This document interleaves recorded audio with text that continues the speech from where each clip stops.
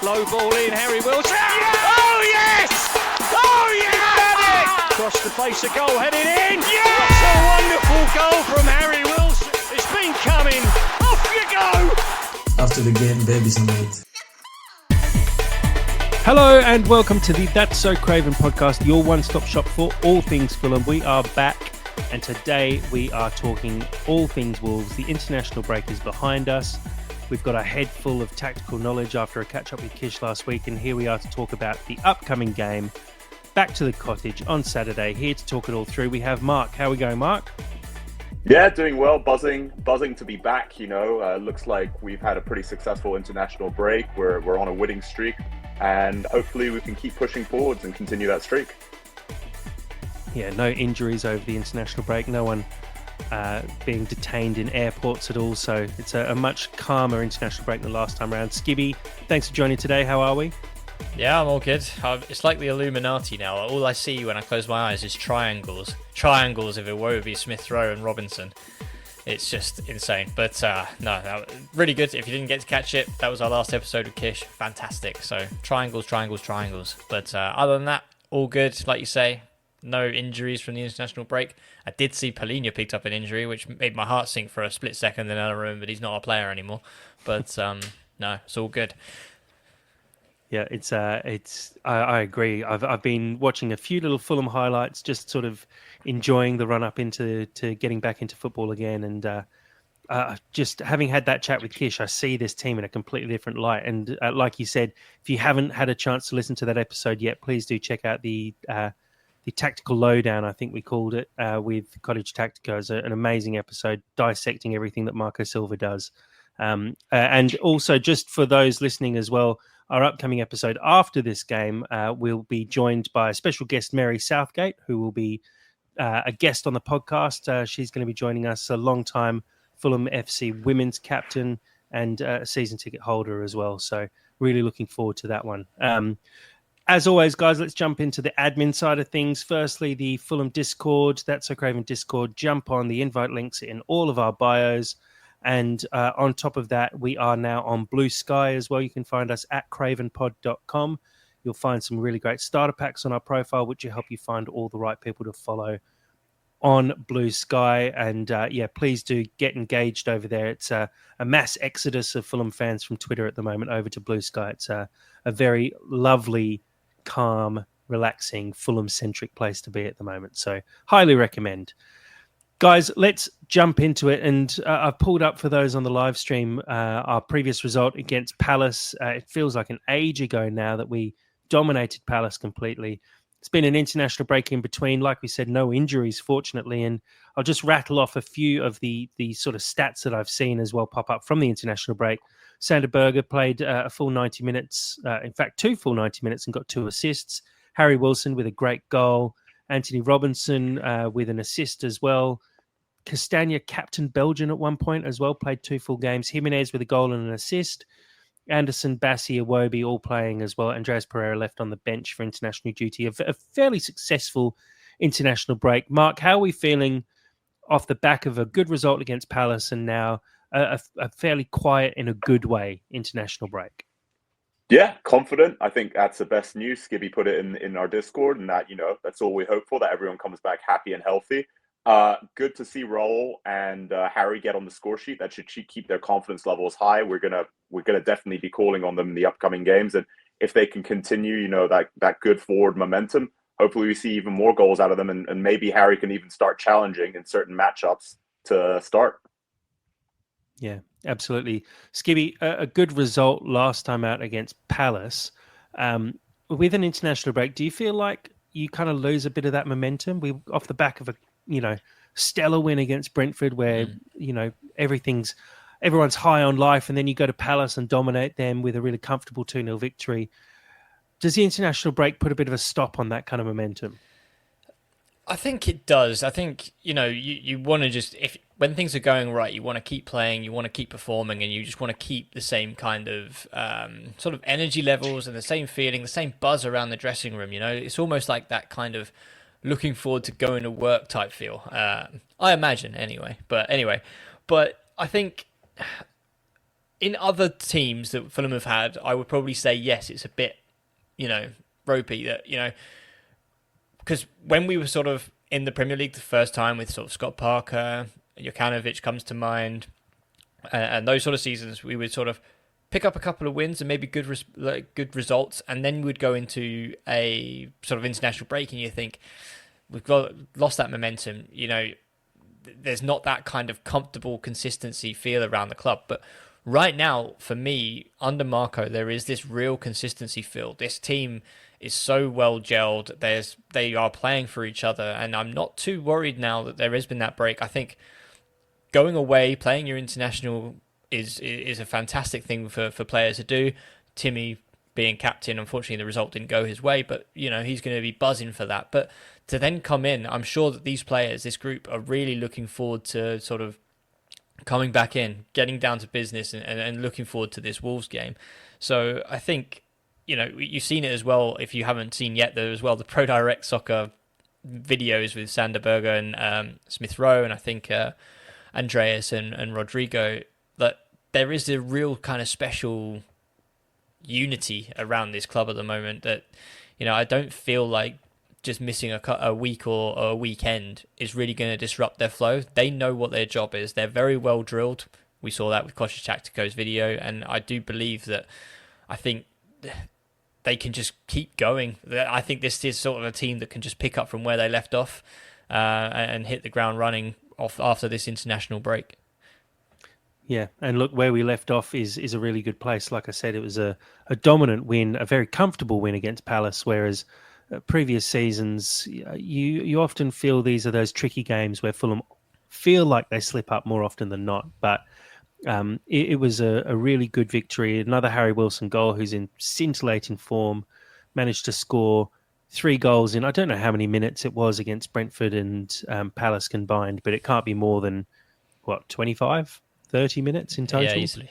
And then scoring again whilst on international duty with a really well-taken goal. And as the commentary said during those international games, Harry Wilson is Wales's main man at the moment.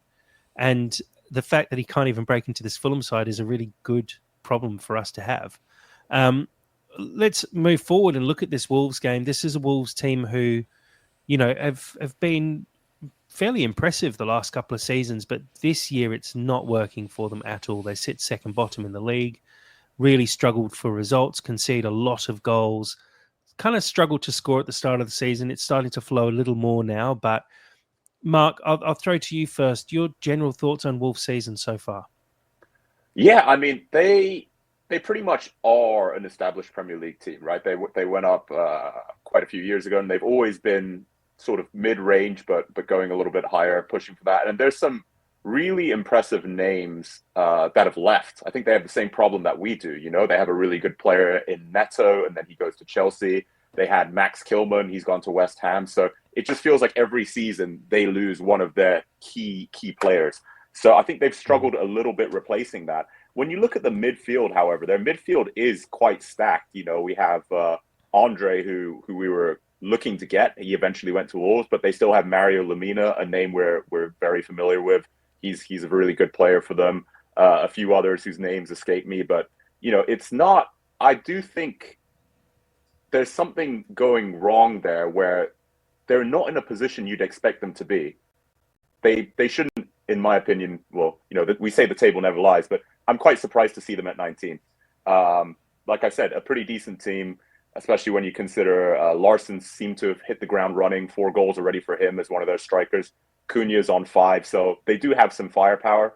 And I think we'd be remiss if we don't mention Ait Nuri, right, who's been sort of linked with some of the top sides. He's playing an interesting role on the wing where he, originally I think he was a wing back, but now he's been pushed into a winger position every now and then. He's on 3 goals and he's racked up 1 or 2 assists as well. So I don't think this will be a walk in the park that maybe some fans think it might be given their position in the table. Skibby, do you agree with that? Do you think Wolves are maybe underperforming so far this season? 100%. I mean, this Wolves team is all very familiar to me. As I look at them, I look at the squad, I look at the strengths, I look at, how they've played in certain games. Arrows for me point to the manager. I'm seeing reminiscence of Scott Parker Fulham, where it's almost a little bit negative.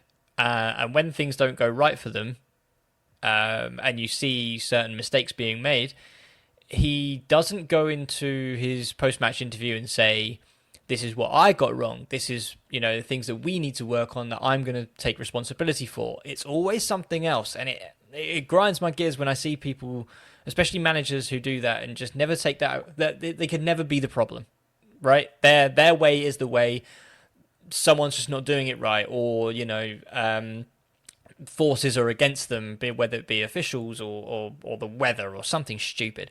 But for me, O'Neill is just one of those managers who, I'm just going to say it, the light shines out of his ass. Let's be honest, and I just don't like that, and that always gives me a sort of a sour taste, because, like Mark was saying, you see some of these players like Lamina, a fantastic midfielder, especially during those Parker days, which is probably the most I've ever mentioned him on one podcast.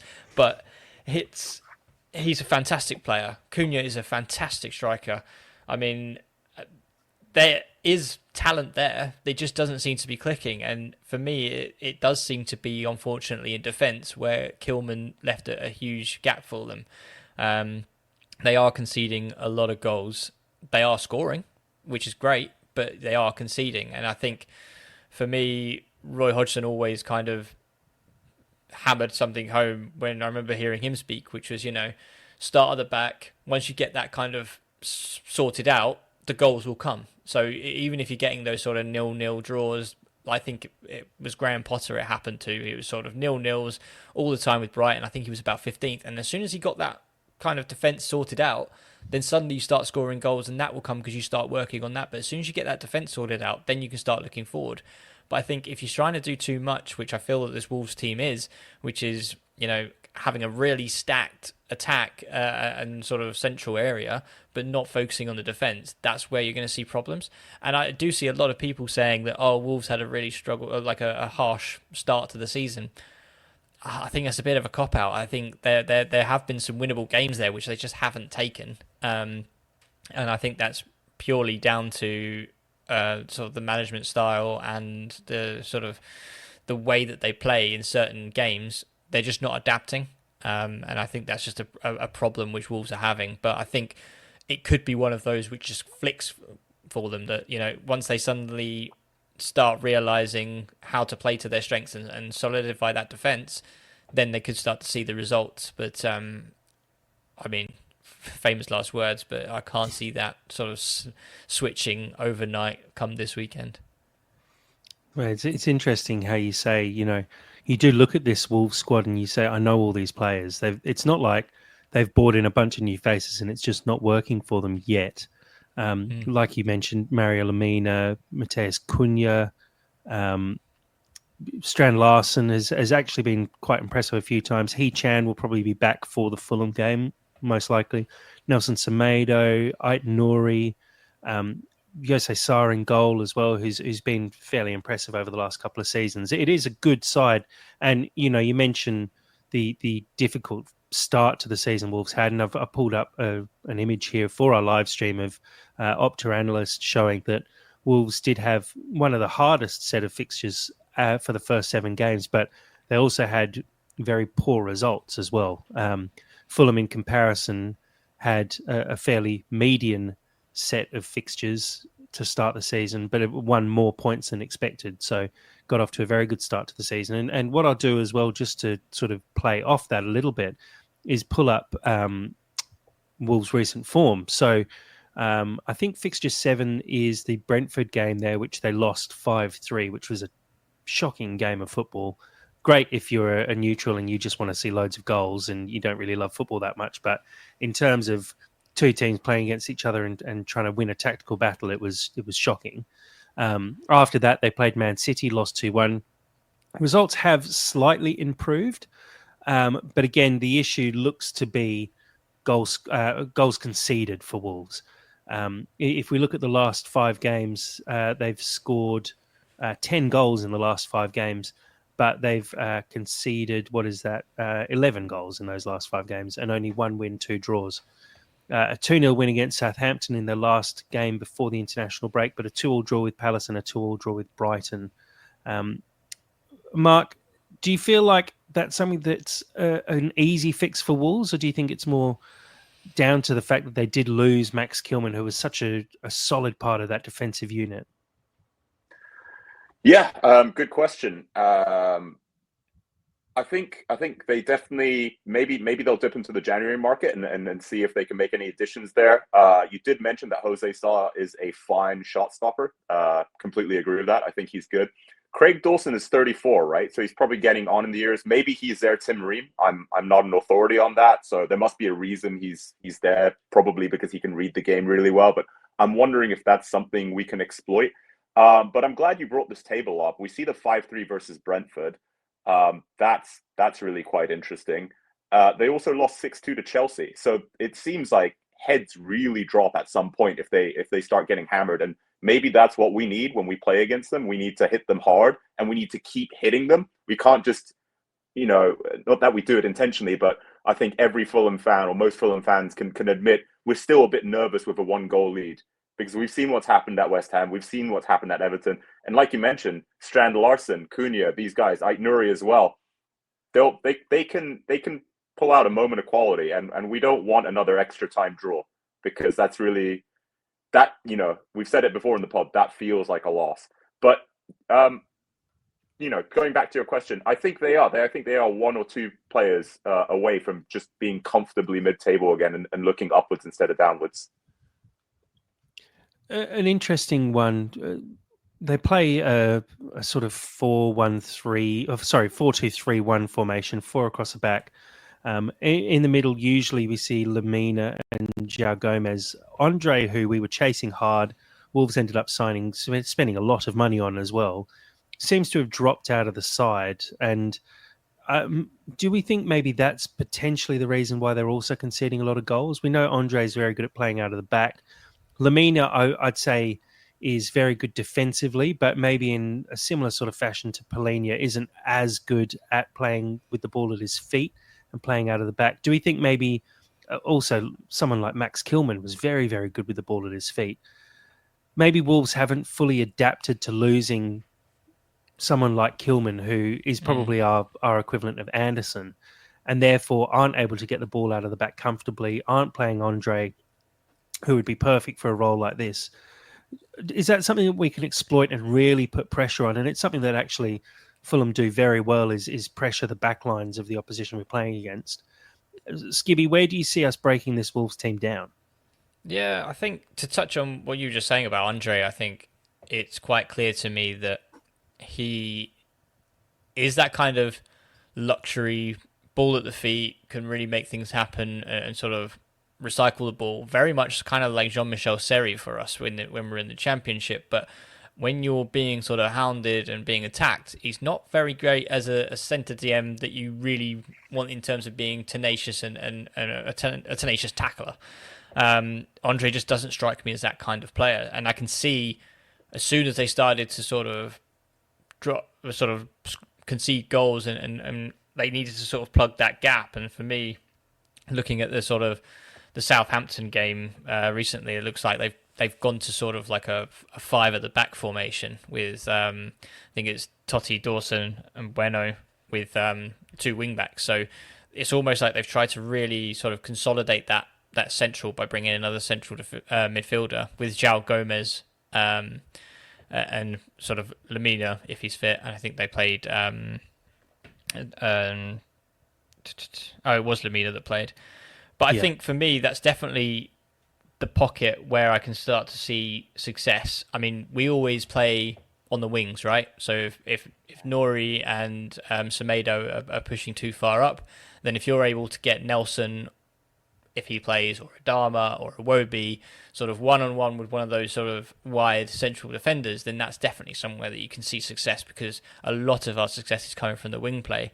But I think in a midfield, in a team like Wolves where the morale is probably not that high, they're all going to be a bit nervous, they're going to sit into their gaps. I think it's Smith Rowe being able to sort of find that space in between the sort of the defense and the midfield would be very key for us. And I think the way that we really sort of saw with that chat with Kish was Koscielny is that if we're able to sort of double up those sort of or triple those sort of triangles in that space behind the fullbacks, I think that's definitely where we can sort of hurt them. We saw it with Brentford that, you know, a few passes between Robinson, Nelson and Smith Rowe, that whoever was the one inside who played the ball out wide was then easily running in behind. And I think that would be something that we can definitely sort of hurt this Wolves side. They're going to sit in. They're going to try and make it hard. But normally I'd be very kind of nervous of that. But the Fulham of late has shown me that we can break teams down. And I think that is just definitely going to be the sort of game that we're going to be coming up against with Wolves, which is they're going to be sitting in. We're going to have to try and break them down. They're going to try and hit us on the counter-attack. But I think that the way that it's been explained recently of how we can sort of break down this sort of team, I think it's definitely going to come from the wide areas, potentially in that sort of wider number 10 area where Pereira and Smith Rowe will be key in that. Mm. Mark, are you expecting to see a low block again from this Wolves team, knowing that they're so low in the table, struggling to get results? Do we expect that Wolves will sit back, try and absorb pressure and hit us on the break? Because they do have the talent to actually, you know, take us apart on the break. When you look at players like Cunha, the goal he scored against Southampton, they only need that sort of one moment. Or do you think that they'll be maybe backing themselves and trusting their process and hoping that the way they play can actually get them the result? I think I'm glad you mentioned Southampton because, you know, 28% possession, that's what Wolves had. So I do think they're going to come, you know, they're playing away from home. They'll probably set up the low block. They'll try and hit us on the counter, which they will be effective at doing. I am sure Marco has anticipated that. I think we have good cover at the back. We've seen Robbo get us out of trouble time and time again. So we have mechanisms in place in case our triangles don't work on the attack, which I think is comforting to know. But yeah, I think we will see effectively a repeat of Brentford, maybe with some variations, but I don't really expect them to come out guns blazing. Having said that, from a Wolves perspective, one of my colleagues is a Wolves fan. Like I said, they are probably sitting in a false position, and Craven Cottage, as much as we love it, is not the Etihad or the Emirates, right? So they're going to come in, and I think it's really important that we get that first goal and we make them know they're in for a game, and we're just going to be hammering at them over and over again. Because, you know, if we have a repeat of Brentford where they sort of nick a lucky goal, well shot, but the point is that they've gone into a 1-0 lead, I can really see them going to a really, really low block and just sitting back and holding on for 70 minutes, and perhaps going again if they get another opportunity to break away. So hopefully we can break that. And the interesting thing about that Southampton game as well, Wolves scored, I think, after 5 minutes in that game. And literally at that point just went, yep, similar to what Brentford did. Yep, we've got the points here. Sit back and try and hold on as long as possible. And they did sneak a second goal there as well to make it more comfortable. But like you said, they cede possession quite happily once they score a goal. I think the game's going to be open until that point. So if we can avoid conceding, especially in the first half, I think this game should be one that we take fairly comfortably. But like you said, you never know. And with a team like Wolves, who have some very talented players in that group who can do something special, we just have to be aware and not give them the opportunity to do so. And hopefully with, you know, the way everything is going at the moment at the Cottage and with Fulham in general, the fans are up, the team is up, and we just sort of close off any of those opportunities early doors anyway. Let's take a quick look at Fulham's recent form. Obviously, Man City and Villa games we probably expected to lose. The draw against Everton, but a real uptick in form here, and it was what we wanted to see when we first discussed this little run of fixtures. Skibby, do you think we've really missed out with that draw against Everton? Obviously, you look at Forest getting plaudits at the moment for being so high up the table. If we'd beaten Everton, I think, well, I'll pull up the table now on our live stream just so we can see. If we'd won that game, we'd actually be sitting third at the moment, which is kind of crazy. Do we feel like that's a really big missed opportunity, or do you think this Fulham team are actually just plodding along and the position is probably fair for us so far this season? It's a season of what ifs, isn't it? I mean, what if we didn't concede last minute to West Ham? What if we didn't concede late on against Man United? What if we didn't concede last minute against Everton? I mean, well, that's with 5 a little points bit of right there that put us in almost second place. With that lack of concentration, we're really challenging the big boys, which is we're ridiculous second on goal to think difference, of. which is crazy.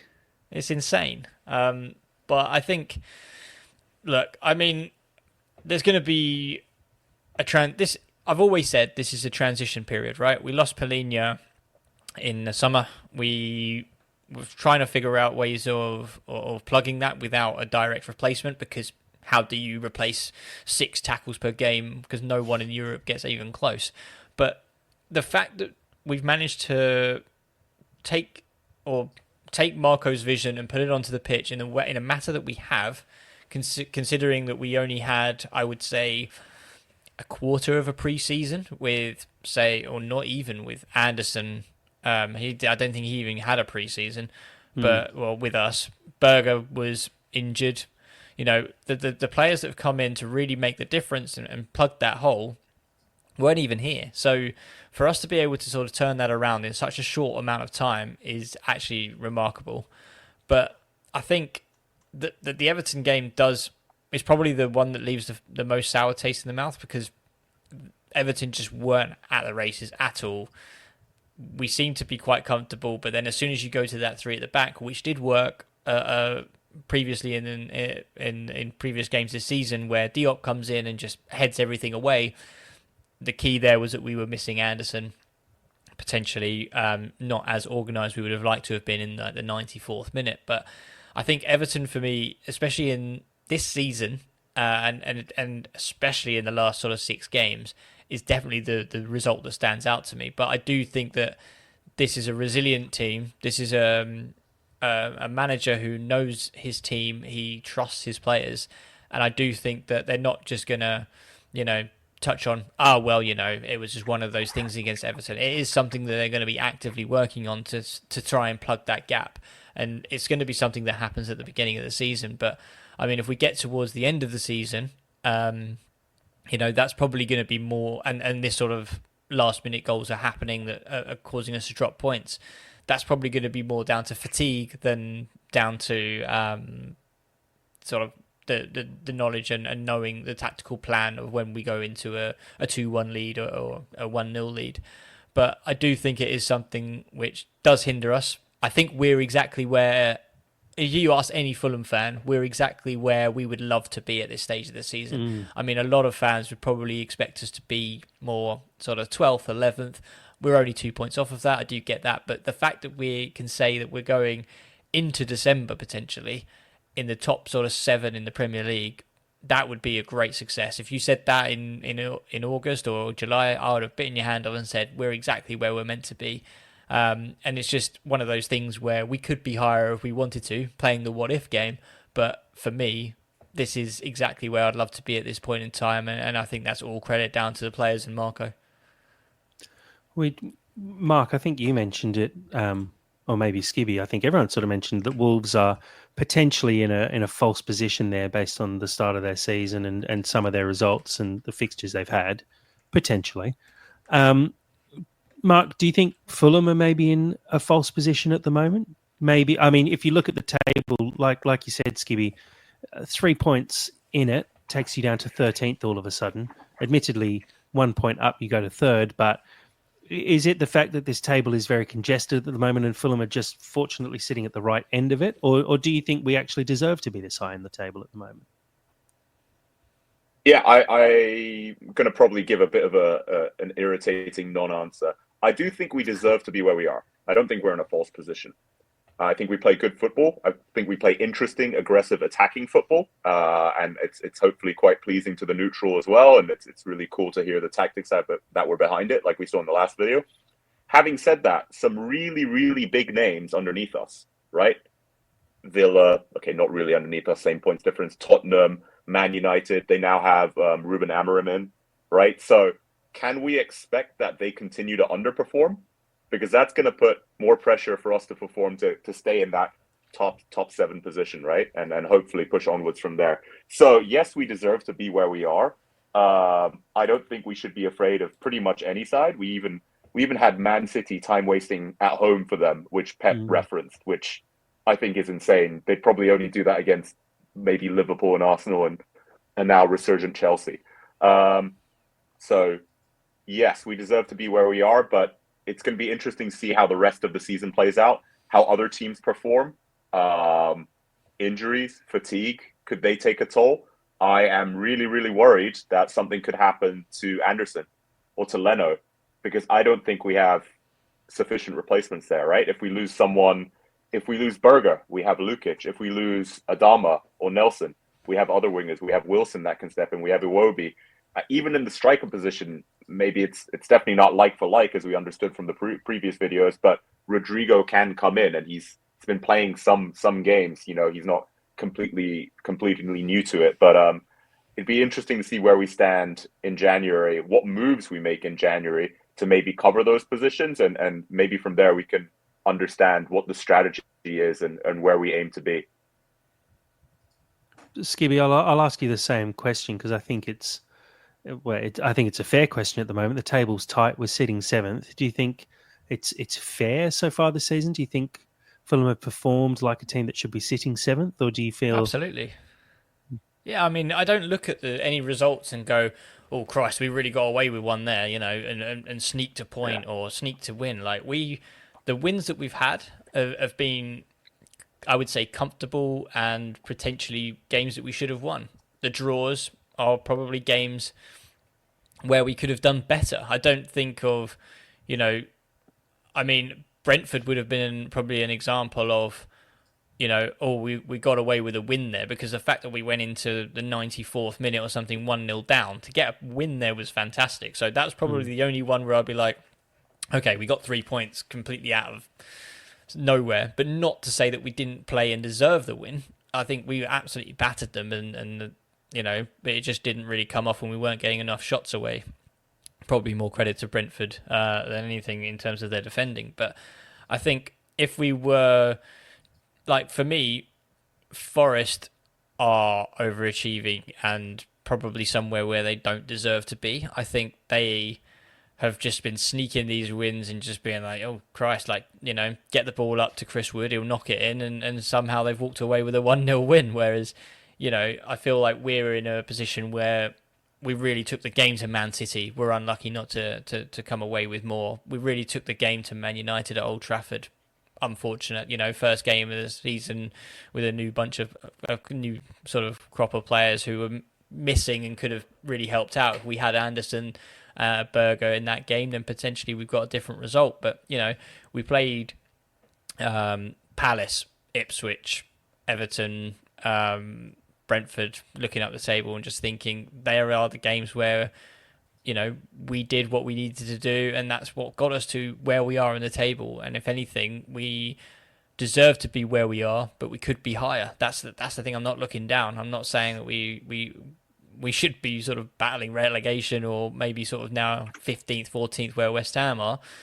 We are exactly where we should be, if not higher. And I think the only way is up from here, to be honest. I think there's not many teams I look at in that table, especially after the Man City and where Forest are, because I mean we beat Forest 1-0 at their place, and I don't even remember really being that concerned about that game. That was quite a comfortable game, to be honest. So I don't fear the sort of Chelsea's, Arsenal's this season. Even Liverpool have shown they've lost a game this season, and that was to Forest. So why should we fear anyone? With the right game plan, with the right manager, and with the right mindset from the players, we should be able to beat anyone. And that's just the confidence that has been given to me by how we've started this season. And I don't think it's really that delusional to think that.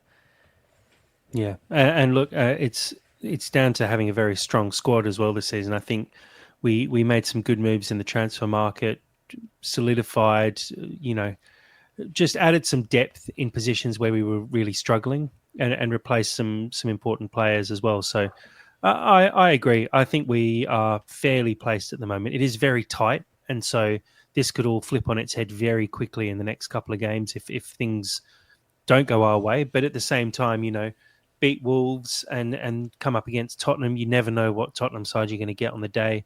Could easily pick up a couple of wins there and some slip-ups above us, and all of a sudden Fulham are sitting in third or fourth going into December, which is, it's a busy time and crazy things happen in December. I think looking at, it wasn't last season, but the season before, where we had an amazing run through to what was the World Cup break back then.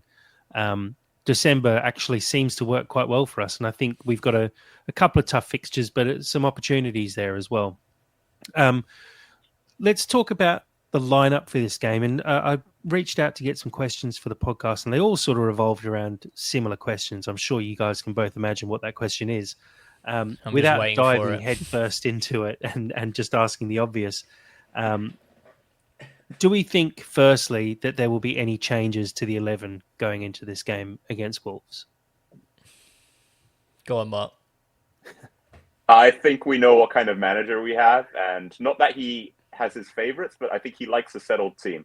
And that kind of makes sense, right? This is probably how they practice day in and day out with their triangles, with their tactics, with hopefully their set pieces as well, because it'd be great to see one go in.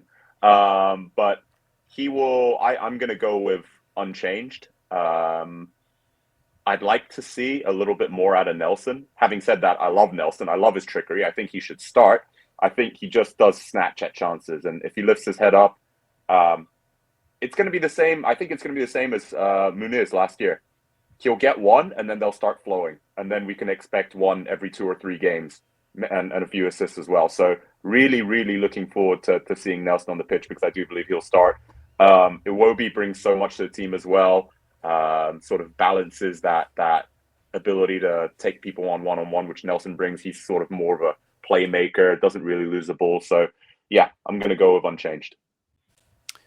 Skibby? Yeah, unchanged. And I think, like Mark said, Nelson does have some potential issues in front of goal, which I think we touched upon in some previous episodes. But like you say, I think that can be coached. He hasn't been on international duty. He's probably been at Motspur Park. He's probably been trying, getting into that space in behind and trying to get those shots off and not pulling it to the near post every time. But I do feel like that is definitely going to be a real key asset to his game, especially when, he can't rely on other people scoring like he would at Arsenal. He needs to be that guy. He needs to be that superstar to step up. Him and Smith Rowe, to be honest. And I think Smith Rowe really has sort of stepped in and shown that he can be that sort of the guy. And that is growing every kind of game with him. If I was to make any change, I probably would bring Adama in for Nelson, despite what I just said. Just because former team, it's always written in the stars. You know exactly what's going to happen. The same for Jimenez. Jimenez is basically getting back to his best, and I think that's going to really show for Wolves. Unfortunately, the Wolves fans are going to see a player that they sold for 5 million, who they thought was finished because of an injury, and he's back to his almost best. He's clearly a confident player. We saw it against Palace where he would just take one touch on the swivel, smash it towards goal, and see what happens. And that 9 times out of 10 is probably the more times that you score in the Premier League, is just taking that chance instead of a real selective, dedicated finesse shot. But I think for me, it's going to be unchanged. I would like to see Adama get a run out against his former team, just because we've all been there. We know how it ends, and it's always going to be a story where come Sunday we're going to be talking about, how good were Jimenez and Adama against Wolves, and basically with their 2 goals. I do wonder if there's something in that. I feel like the way that Wolves are likely to set up, where they're going to try and bomb on with a couple of wing backs, does open up spaces in behind for someone like Adama to exploit. And I like the idea of Adama and Reece Nelson both starting together, but at the same time, I understand how important Iwobi is to the way we play. So I can't see Iwobi being dropped because he has been superb this season. But I do feel like there is an opportunity for someone like Adama to, at least at the start of the game, try and exploit those areas. And then if Wolves do go into that low block, then you bring on Reece Nelson, who's probably a little bit trickier and more likely to work well in those triangles than Adama, and try and break down that low block. So there's maybe a change there. I also wonder if Raul Jimenez, he played last night. He's not getting back into the UK probably until he might be landing today, so Wednesday. Maybe a push with 290 minutes under his belt in the international period. I wonder if he potentially gets rested and comes on later in the game. But again, having scored, it just depends on if there's any niggles or if there's any tiredness in his legs. I don't think we'll see a huge number of changes realistically. The other change as well to consider, Sasa Lukic is most likely back from injury now and available. Haven't heard from Marco yet. I think the presser will probably be tomorrow. We will get a better understanding of if Lukic will be in the squad. But do either of you see any likelihood of Lukic coming straight into the side, or do we all agree that it's going to be a slow push and integration back into the team? Slow push. I think. Go ahead. He can't do that role that Pereira does, I think. And I think no matter what anyone tells me, to put Pereira or Berger in that kind of level with Imo Smith-Rowe when we have possession, I think is just going to be counterproductive. I don't think he picks the passes. They're not as adventurous as we see with Pereira. So I just don't see the fit unless we're playing a very good side where we need that kind of double pivot, which we saw against Man City. But it's going to be a slow burn. It's going to be reintroduce him into the team. Unfortunately, that now means that Harrison Reed and Tom Kearney's roles are dropping even further, just because now Sasha Lukic started so well. I can only see him being kind of the legs when we need Berger to be rested. I think for me, it tends to be almost like Iwobi stays on the pitch for as long as possible. So if Pereira comes off, then Adama comes on, then Iwobi then drops centrally. I just can't see Lukic or Berger being that kind of number 8. I'm happy to be proven wrong, and I'm happy for people to tell me how wrong I am, but I just can't see it happening, unfortunately. Yeah, no, I agree with that. A final question, and it's the one that we all know is coming. I'll throw to you first, Mark. How does Harry Wilson get into this side? What does he have to do to actually break into this starting 11? Wow. Yeah. I mean, he's doing everything Be Brazilian, he can, right? He's speak Portuguese. Yeah. Maybe if he dyed, he's tried that already, hasn't he? He's dyed his hair like platinum blonde, and he brought the Kenergy last season with the hot pink shirts. So that was interesting to see. Kenergy. He's doing what he can, and I think I'm sure he doesn't want this himself as a player, but I'm worried maybe he'll start getting pigeonholed as the super sub, right?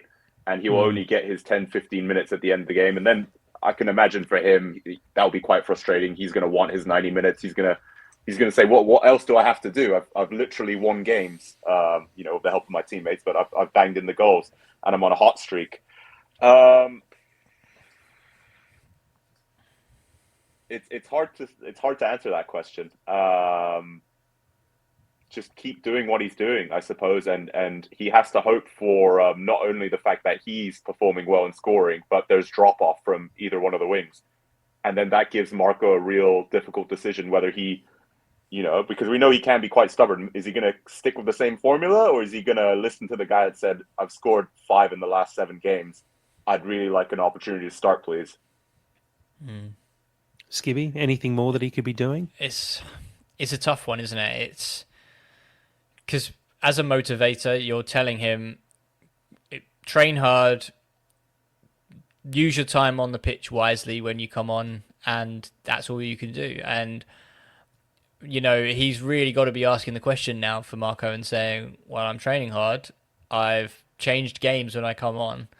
What more can I do? And I think I still love the fact that, we get to about the 75th or 80th minute, potentially chasing a game or or banging on the door for that second goal, and he just comes on, and he doesn't seem to have a fixed position. I don't know if you guys have noticed this, but he doesn't seem to be the winger or the sort of number 10. He just seems to be this free roaming being that comes on and just anticipates, and that's what you get with a confident player, is the anticipation of wanting to get into the box and wanting to score goals and make things happen.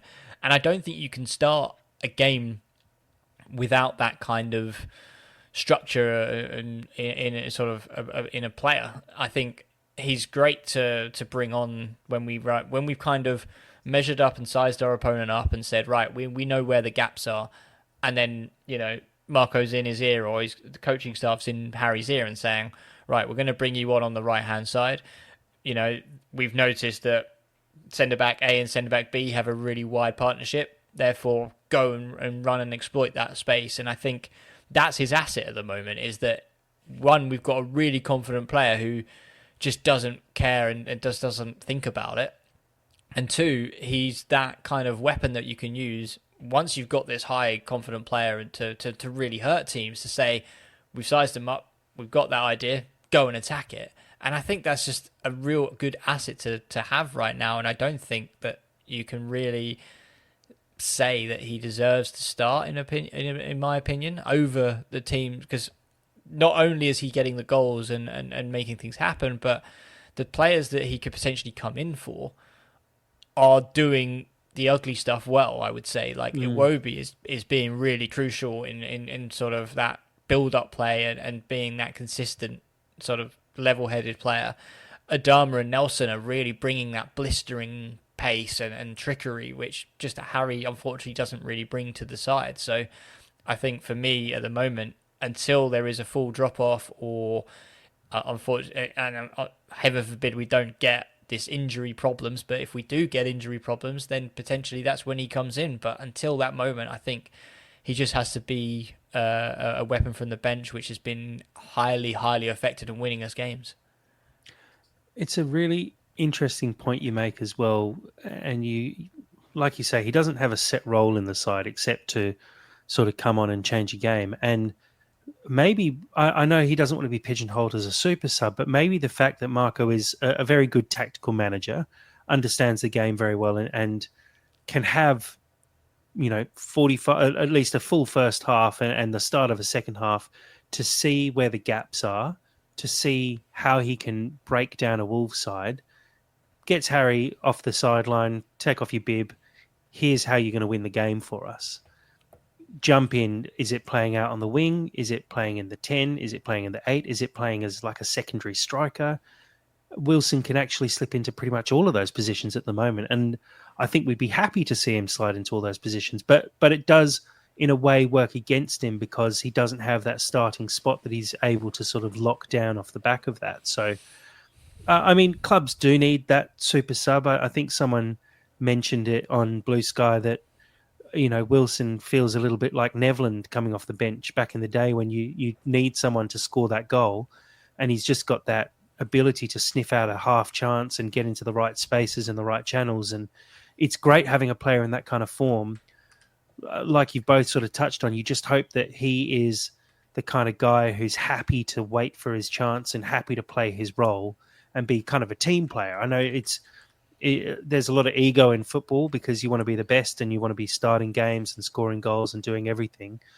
But you do have to sit back at times and be a team player, as we sort of see for guys like Tom Kearney and Harrison Reed, who are great club men and, maybe don't get the chance to shine on the pitch as often as they used to. But at the moment, we've got this thing on the bench in Harry Wilson that we can throw on and is winning us games. And it's a key asset to have, because we can go to him when we're in need of goals and he's scoring them at the moment. So firstly, long may that continue. But secondly, I'd be very interested to see, as the season goes on, if Wilson keeps performing like this off the bench, does he actually get a starting spot? And it's maybe one for Marco to be asked in a press conference. Is Harry your secret weapon purely off the bench, or is he genuinely pushing for a starting spot? Because at the moment, if you look at the pecking order, it does feel like Wilson is a little way down that pecking order, where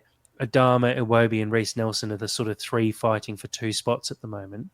And despite Wilson's incredible form, he's still seems to be struggling to actually break into that conversation. So it's going to be interesting over the next couple of weeks, especially if Wilson keeps up this kind of form and gets himself into those positions, even if he's not scoring the goals. He's surely going to be pushing for that starting role. I just don't know where that line is that will be crossed at some point that gets him into the starting lineup.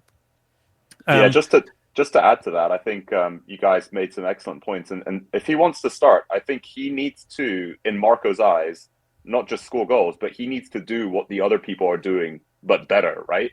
If he's trickier than Nelson, if he's faster than Adama, I'm not saying that's possible, but he needs to fit to the way Marco wants to play. And maybe Marco just does want to use him as a sub, but we and rightfully we've been giving Wilson plaudits, and he's also, a long range threat, which is excellent because I'd love to see a screamer from outside the box. That's something that gives the opposition defense more things to worry about.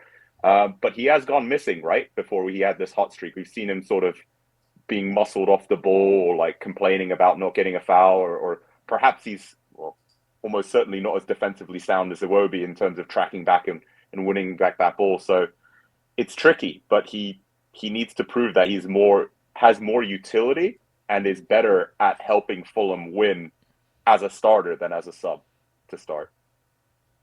Yeah, I fully agree with that. Before we wrap up, guys, I'll push for a prediction. Mark, I'll throw to you first. Prediction for this game? I'm going with something somewhat bold. 3-1. I think we'll get one in, then we'll get complacent as per usual. Then we'll let one in, probably from a set piece or something silly like that. And then the second half, we're going to bang two more in. The first one will open them up, and they'll try again, and we'll hit them again on the break. I love it. Put some money on that. Skibby, prediction? I think a 2-0 Fulham win. I think they leak too many goals, but we haven't really hit that kind of ruthless streak just yet. So I think similar to sort of Palace game, I think the 2 goals, Jimenez is definitely going to score. So that's your banker. But whether he can last sort of 90 minutes is going to be a different question. But definitely 2-0. I think we'll be comfortable-ish. I'm going slightly out there like Mark. I'm going 4-2. I see this being a bit of a goal fest. I can't see us, for some reason, keeping a clean sheet. I think Wolves have too many players who can create magic for that to happen. But I just feel like their defence is full of holes, and there's going to be opportunities there, especially later in the game. I feel like we're going to probably go 3-1 up, concede, and maybe the 80th minute, Wolves are going to pile men forward to try and win the game. We're going to go 4-2 up and win the game. Goals galore. Like you said, this is just got a Jimenez goal all over it. I actually think an Adama goal as well is coming. So probably off the bench, but I think there's goals in this one. Put money on that, banker. Guys, I think we can probably wrap it up there. Thank you for everyone for joining in on our live stream. Really appreciate everyone jumping in with their comments. Thanks to those on Blue Sky, Twitter, on the Discord for sending in questions. Really appreciate it. Mark, thank you for joining us today. Cheers, guys. Appreciate it. And Skibby, thanks again, mate. No, all good. I just quickly checked the weather, and it's going to be warmer on Saturday, so that's good. I don't know whether you know this, Jack, but we've had a bit of snow and a bit of frost recently, so I'm looking forward to a bit of a warmer walk on the Thames rather than absolute blistering cold. And look, when you say warmer, how many degrees are we talking here? Oh, shut up. My app says Hammersmith is going to be 15 degrees on Saturday. So that's an absolute scorcher for November. I was going to say, I'll actually, during the day, be playing cricket. It's going to be 32 degrees, I believe. So I'll be coming back off the back of a couple of beers to sit back on my sofa and hopefully watch a Fulham win.